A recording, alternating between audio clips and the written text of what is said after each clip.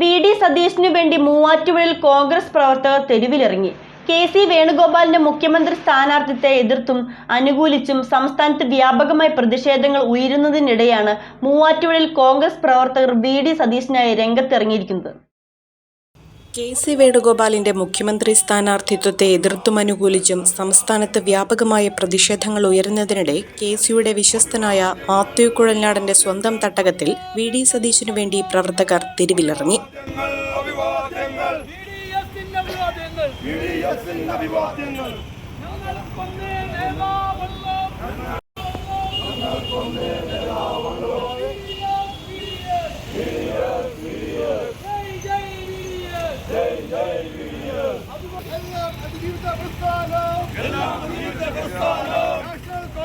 കഴിഞ്ഞ ദിവസം വൈകിട്ട് 6 മണിക്കാണ് മൂവാറ്റുപുഴ മണ്ഡലത്തിലെ വിവിധ പ്രദേശങ്ങളിൽ വി.ഡി. സതീശനു വേണ്ടി പ്രവർത്തകർ ജാഥ നടത്തിയത്.